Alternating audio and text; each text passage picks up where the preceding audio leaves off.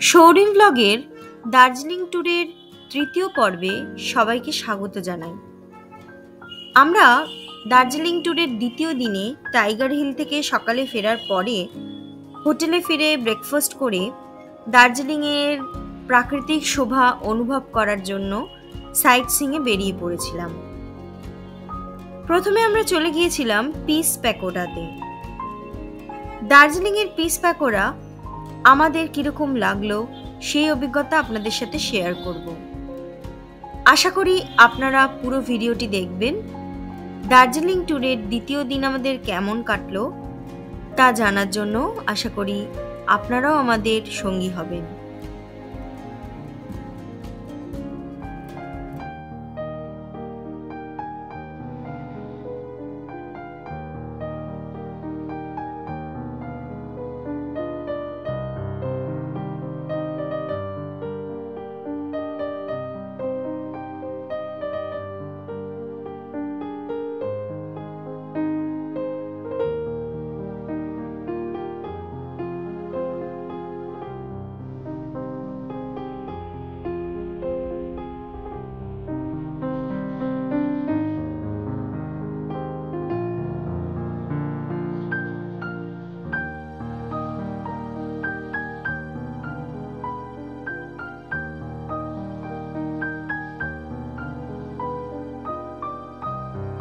Piece pagoda অর্থাৎ শান্তিস্তূপ।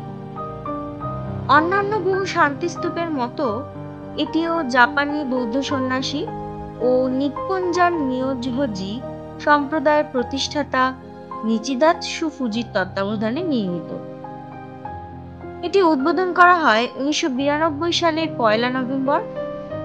এর উচ্চতা 28.5 মিটার অর্থাৎ 94 ফুট ও ব্যাস 23 মিটার অর্থাৎ 75 ফুট।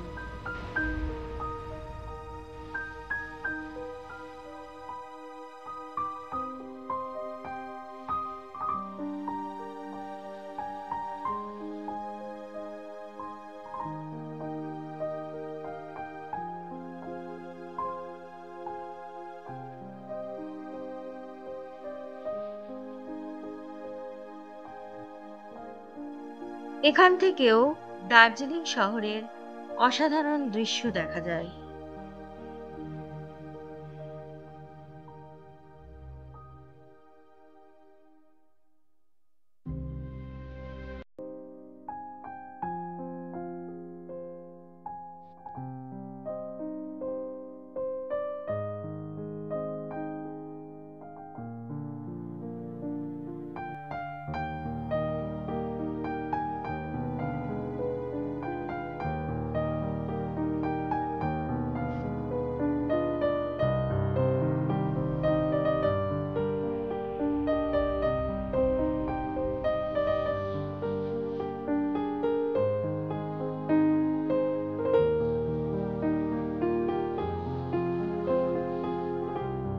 পিস প্যাগোডা থেকে বেরিয়ে আমরা চলে গিয়েছিলাম দার্জিলিং এর আরেকটি আকর্ষণীয় স্থান বাতাসিয়া লুপ। এখানে প্রবেশ করার জন্য জনপ্রতি 50 টাকা করে টিকিট কেটে ঢুকতে হবে।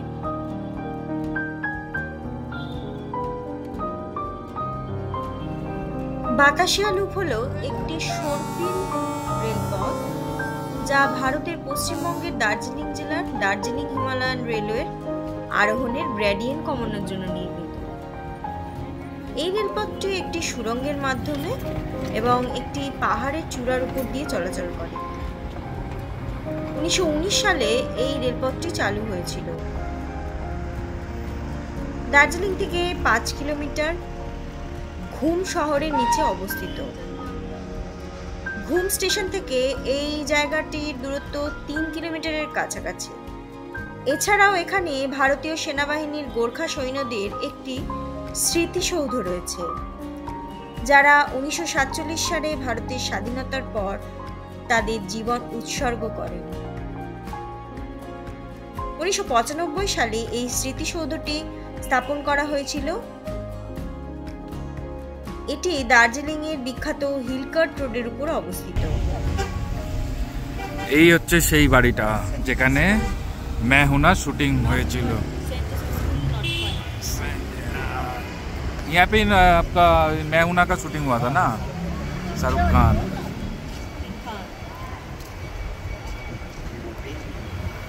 দেখে না বন্ধুরা যারা এসআর কে ফ্যান আছো।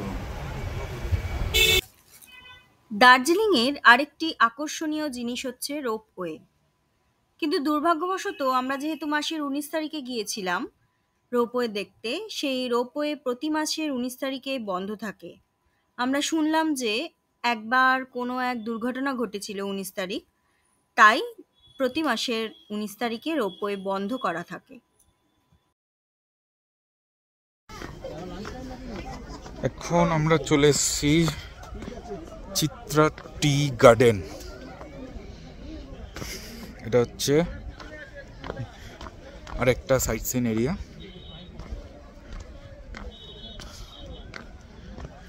স্টেপ আছে, কোনো অসুবিধা নেই, আরামসে হাঁটাচলা করা যেতে পারে, কোনো চাপ নেই।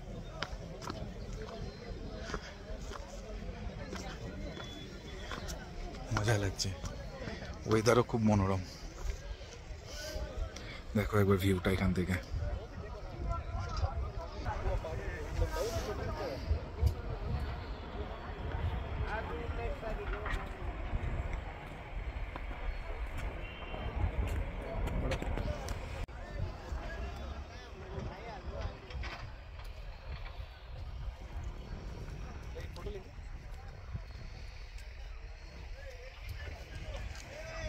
এখন আমরা চিত্রের টি গার্ডেনে এসেছি, তবে আমার এখানটাতে একটু দেখতে পাচ্ছ একটু খাড়াই আছে, আমার একটু ভয় লাগছে। তাও আমি ওপরে দাঁড়িয়েছিলাম, সৌরভ ভিডিও করছিল, তো আমি তারপর দেখলাম যে না, সিঁড়ি দিয়ে নামতেই পারবো। তো দেখো ভিউটা কি সুন্দর।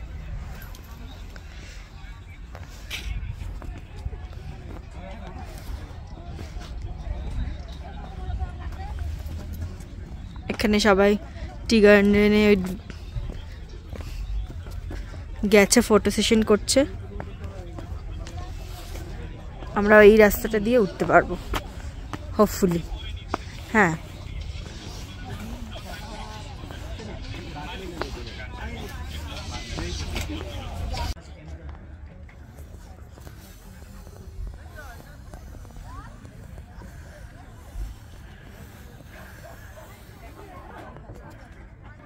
আমরা এখন চিত্র টি গার্ডেন থেকে বেরিয়ে যাচ্ছি। এই অতটা গিয়ে এতটা ঘুরে এবার এখান দিয়ে আমরা বেরোবো, বেরিয়ে এরপর দেখি কোথায় যাওয়া যায়। চলো নেক্সট টি স্টল है, তো এখানে আমরা দু রকম চায়ের ফ্লেভার টেস্ট করলাম। সেকেন্ড ফ্লেভারটা আমাদের খুব ভালো লেগেছে। ओके, इसमें आप लाल चा दूध चा टूटे हो जाएगा। इसमें क्या फायदा होगा थोड़ा एक बार? ये आपको जैसे कि हेल्दियर में पीना चाहे तो इसका आप ब्लैक टी पीना पड़ेगा। जैसे कि टी में तो आपको मेडिसिनल प्रॉपर्टीज ज़्यादा रहता है, तो जैसे कि टी भी आपको नॉर्मल टी भी आप लोग ब्लैक टी में पीते हो तो वो हेल्थ के लिए अच्छा माना जाता है। सेम इसमें भी वैसे ही रहता है। अगर आप इसमें ब्लैक टी बना के पियोगे, यानी जो आपको कोलेस्ट्रॉल के लिए कम करता है, तो हेल्थ के लिए अच्छा रह जाएगा। कोलेस्ट्रॉल कम होगा तो आपको हार्ट के लिए अच्छा हो जाएगा, प्लस वेट लॉस के लिए चाहिए थोड़ा सा लेमन ऐड करके लेंगे आप लोग, ठीक है। और एक बार यूज करने के बाद में जो लीफ हो जाए ना, उसको आप रीयूज भी कर सकते हो। जैसे कि ब्लैक टी और मिल्क टी तो एक ही पत्ती से हो जाएगा, ठीक है।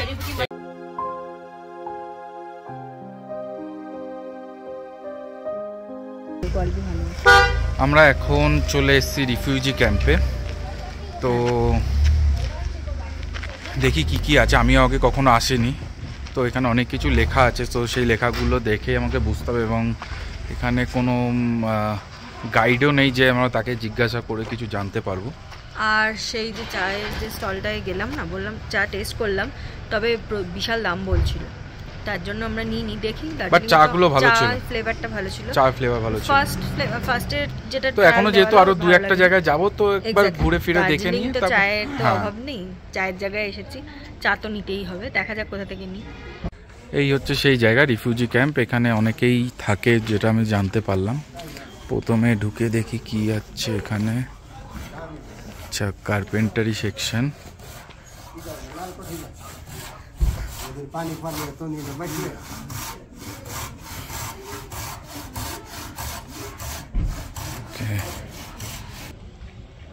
এখানে একটা শোরুমও আছে, এখানে পুরোটাই রিফিউজিদের দ্বারা সমস্ত কিছু করা। আচ্ছা, এখানে একটা ফটো এক্সিবিশন হল রয়েছে, দেখি গিয়ে কি ফটোজ আমরা দেখতে পাই।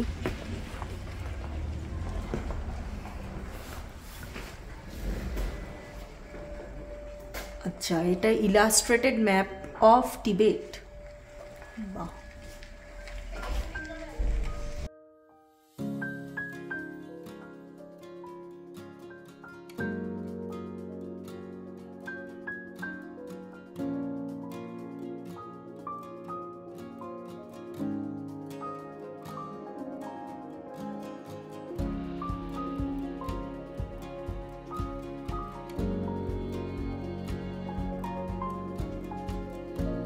তিব্বতী শরণার্থী স্বনির্ভর কেন্দ্র।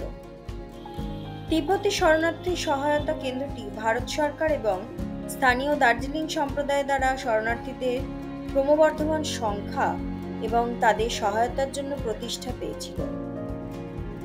এই স্বনির্ভর কেন্দ্রটি বাস্তুচ্যুত তিব্বতীদের আশ্রয়, শিক্ষা এবং কর্মসংস্থানের সুযোগ প্রদান করে।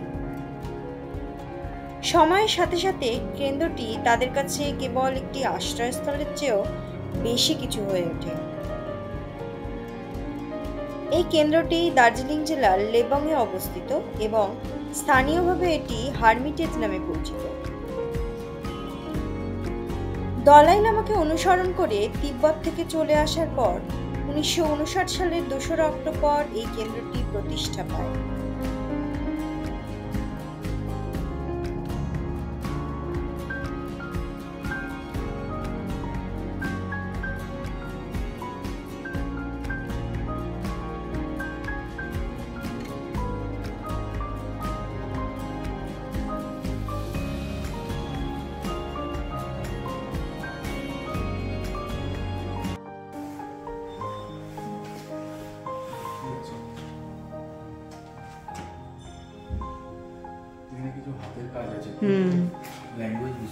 Exactly, Tibetan language, I think. Language বুঝতে পারছি না, লেখা রয়েছে কিছু। দেখি এবার ওইদিকে কি আছে। এখানে একটা খুব আনকমন জিনিস দেখতে পাচ্ছি। এগুলো কি জিনিস হচ্ছে?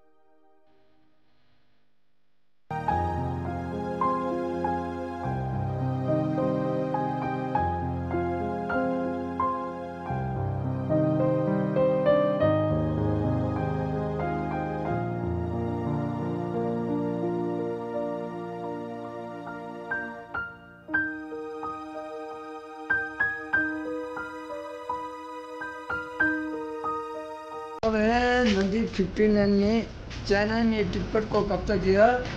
इस टाइम में अब जैसे योंगडे में आया है यहाँ, इस टाइम में दलाई लामा, नेहरू जी, गांधी जी, इंदिरा गांधी इस टाइम में। ओके, अभी इनका एज 90 और भी आगे बोर्ड स्टोन है। आगे देखते हैं, बिना चश्मा नहीं जाए, लाइट भी नहीं जाए। ये शोर बहुत बंद है। दादाजी सबसे सुने यही है। और मीट भी खाता नहीं है, आप दोनों जैसे है, सेम है। राइस एंड पोटेटो वेजिटेबल और टिबेटन बॉर्डर ट्री। ये देखिए, ये दादाजी में बना है। वाह, आप जैसा योंगडे में आया है ये। अभी इनका एज 90% है और भी बंद है।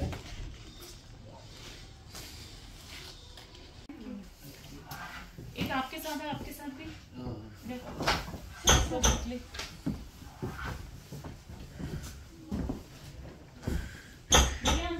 Woollen bag.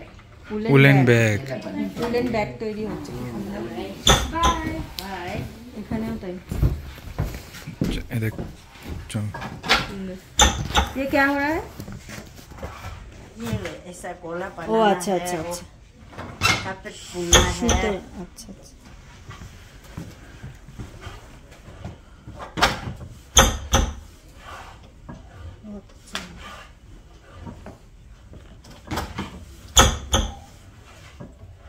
আমরা এই রিফিউজি ক্যাম্প থেকে বেরিয়ে যাচ্ছি। তো ওদের তৈরি করা জিনিসপত্র দেখলাম, ফটো গ্যালারি দেখলাম। এখনও এই এজেও যে ওরা কি সুন্দর নিজে কাজ করছে সেটা দেখে সত্যি অবাক লাগলো। মানে আমরা এই এজে পৌঁছে কিছুই মনে করতে পারি এবং সবাই চশমা ছাড়া। এক্স্যাক্টলি চশমা ছাড়া, এটাই আমি অবাক হলাম। এত নিখুঁত কাজ আগে মানে কেউ দেখিয়েছে বলে আমার মনে হয় না, আমি দেখিনি। আমিও দেখিনি। এবার উনি বললেন যে উলেন ব্যাগ তৈরি হচ্ছে, কি নিখুঁত কাজ দেখলাম, সত্যি অসাধারণ। এটি Tenzing Rock HMI Himalayan Mountaineering Institute. শেরপা তেনজিং নর্গের নামানুসারে এর নামকরণ করা হয়েছে। আমরা এবার যাচ্ছি হিমালয়ান। আমরা এই বেরিয়ে গেছে আমাদের নিচেই আছে। তো দেখি এই জু আর আমাদের কলকাতা জু এর কি ডিফারেন্স আছে। চলো তোমাদেরও নিয়ে যাচ্ছি। এখানে কি কি দেখা যায় অ্যানিমালস, তোমরাও দেখবে।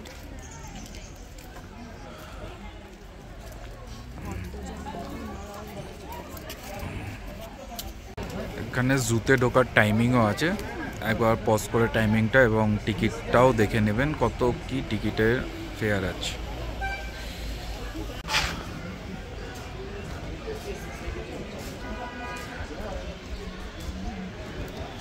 এখানে পুরো রুট ম্যাপটা দেওয়া আছে, একবার পারলে পজ করে দেখে নেবেন। কি কি আছে অ্যানিমালস এখানে একটা দেখতে পাচ্ছি, ব্ল্যাক বিয়ার, এগুলো সব আছে। দেখি আমরা দেখতে পাই কিনা। চলো ওদিকে চলো। তুমি কি রুট ম্যাপ ফলো করলে? ওরা তো যা দেখি তাতেই যেতে হবে। আচ্ছা চলো দেখি আমাদের আলিপুর জুয়ের সাথে এটা কি ডিফারেন্স।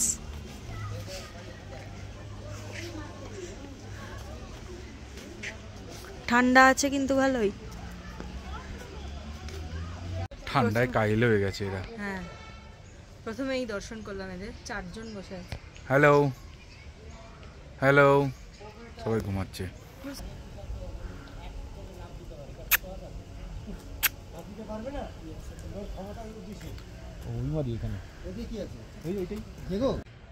আমরা এখানে সাইবেরিয়ান টাইগার বলে খাঁচা দেখতে পাচ্ছি, কিন্তু টাইগারকে দেখতে পাচ্ছি না। একটু জুম করে দেখি এদিক ওদিক।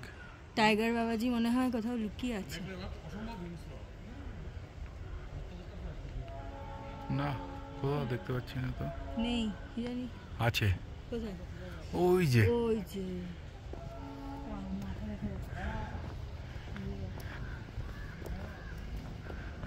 ও বাঘ মামা, এদিকে আসো। ওই তো নড়ছে নড়ছে নড়ছে, দাঁড়া একটু জুম তো আর হচ্ছে নি, বোঝা যাচ্ছে।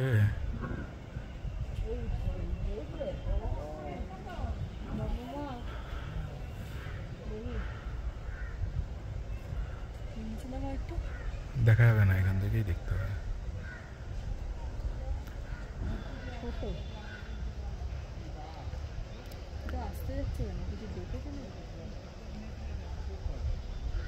এই দেখ এখানে এসে দেখ।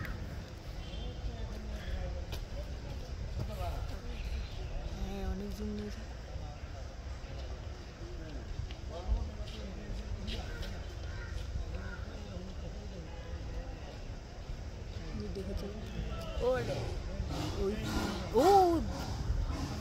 ওই জন্য এই দুজনে মারপিট করবে, আস্তে আস্তে যাচ্ছে।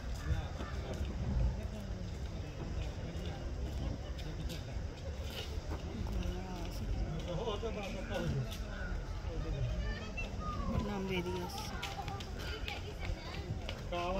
ওই দেখ দেখা দিয়েছে। ও দারুণ।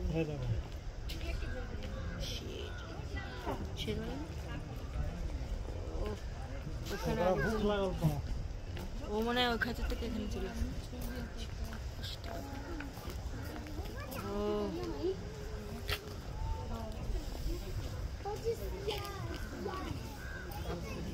দেখলি বাঘমামাকে ডাকলাম, বাঘমামাকে ডাকলাম। ঠিক আছে।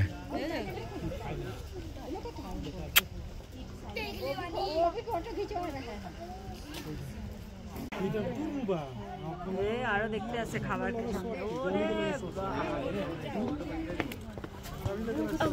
আস্তে আস্তে।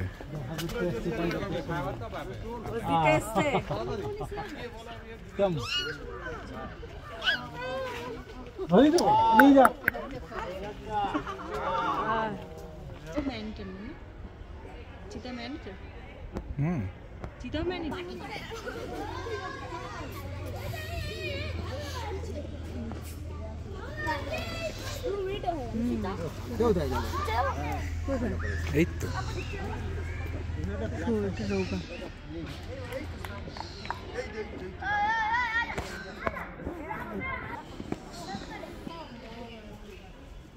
প্যারট, কিন্তু এটা টিয়া। টিয়া সারা টিয়া সারা নেই।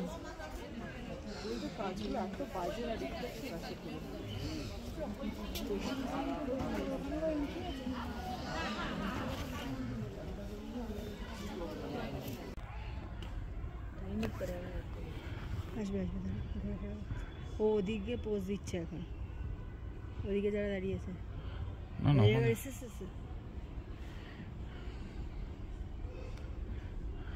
ও পাইচারি করছো ভাই, ও বাঙালি বাঘ আছে, ও বেঙ্গল টাইগার।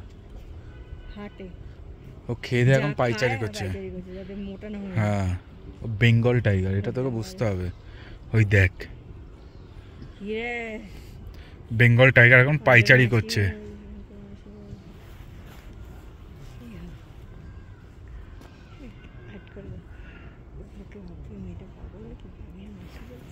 এখান দিয়ে কি করে, এখান দিয়ে যাওয়া যায়?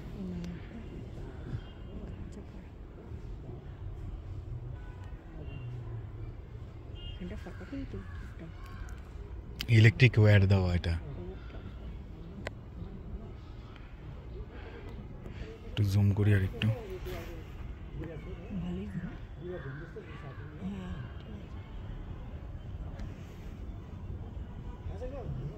এটা পোর্ট্রেটে করা তো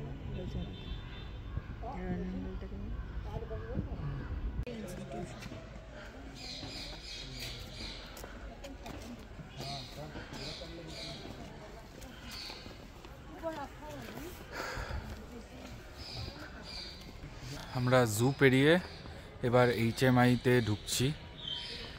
এখানে নানা রকম ট্রেনিংও হয়, দেখি কি কি আছে এখানে। এখানে টিকিট কেটে এরকম নানা রকম অ্যাক্টিভিটিস আছে, আপনারা করতেও পারেন চাইলে। ইনডোর রক ক্লাইম্বিং এই দিকটাতে, এই যে এটা ওরা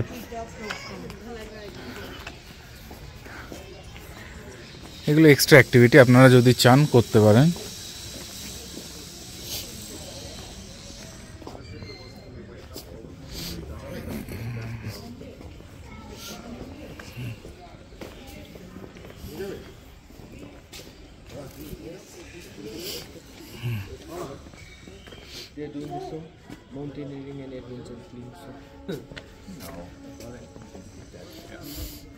এখানে একটা মুভি টাইপ দেখানো হয়, তার জন্য আপনারা দেখতে পারলেন জয়াল হল। এমনি তেমন কিছু নেই, যেটা আমরা ভাবছিলাম সেরকম নয় কিন্তু অ্যাকচুয়ালি এটা।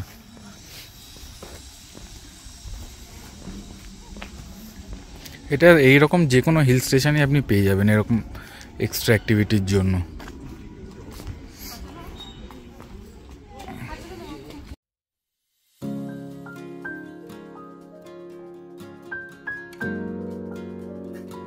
দার্জিলিং ভ্রমণের দ্বিতীয় দিনে আমরা সাইট সিইং করে এসে দুপুরবেলা ম্যালে ফেরত এসেছিলাম। ম্যালে কিছুক্ষণ সময় কাটানোর পর আমরা লাঞ্চ টাইম হয়ে যাওয়াতে লাঞ্চ করতে গিয়েছিলাম।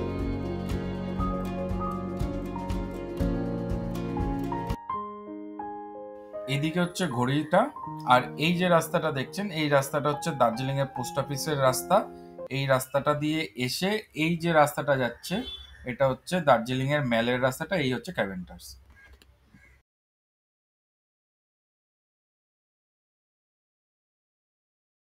আমরা ঘুরে ফিরে ভীষণ টায়ার্ড হয়ে গেছি, এখন লাঞ্চ করতে ঢুকেছি মহাকাল রেস্টুরেন্টে। চাইনিজ অর্ডার করেছি, আর কমপ্লিমেন্টারি এই দিয়েছে কাপড়টা। তো এটা খেতে খেতে আমাদের অলরেডি লাঞ্চ চলে এসেছে।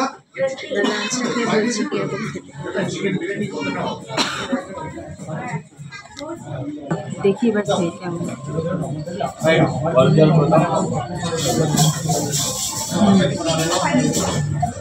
ভালো, চিকেনও ভালো।